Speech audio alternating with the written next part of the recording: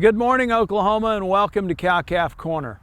This week's topic involves what we can do to improve the profitability, the efficiency, and the sustainability of commercial cow-calf operations. And two big components of that are to reduce our feed costs relative to improving the amount of weight weaned by cows over their productive lifetime. And so we address mature weight and that cumulative weaning weight of calves. And we know that reducing mature weight is going to have a favorable impact on feed costs.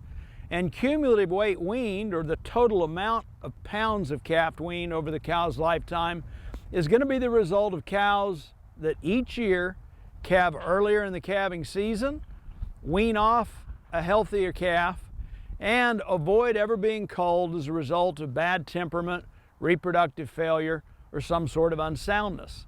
And so we address the role of selection and mating decisions and how they can contribute to trying to accomplish these two things to create profit potential. First, we address mature weight. Quite a few estimates from scientific literature indicate that mature weight in cows is highly heritable, up into the range that we would think of relative to marbling heritabilities, ribeye heritabilities, or carcass traits that we know are highly heritable. The mature weight of cows has a similar heritability. The good news part of that story, we have a lot of additive genetic control, meaning that through sire selection, if we put some selection pressure on a mature weight EPD, we're going to be able to change or potentially lower that mature weight of cows. Now, fertility, on the other hand, is not under a lot of additive genetic influence, but it is under a lot of genetic influence in the form of non-additive genetic merit or gene combination value. How do we get gene combination value? As a result of a mating decision that we make when we crossbreed.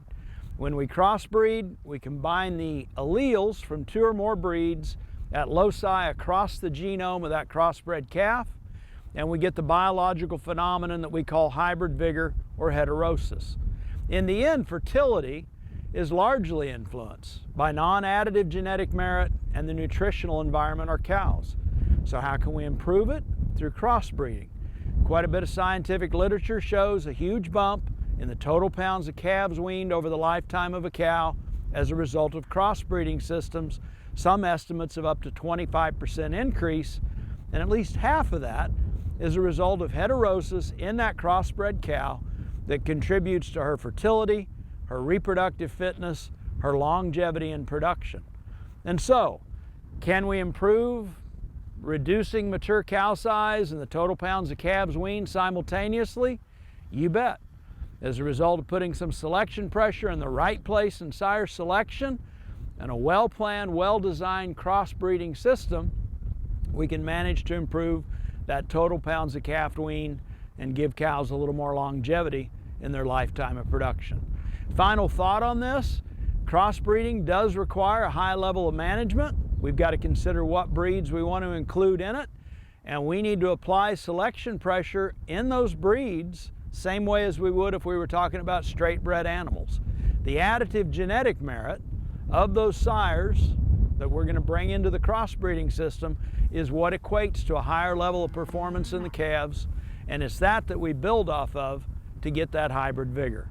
I hope this helps, and as always, thanks for joining us this week on Cow-Calf Corner.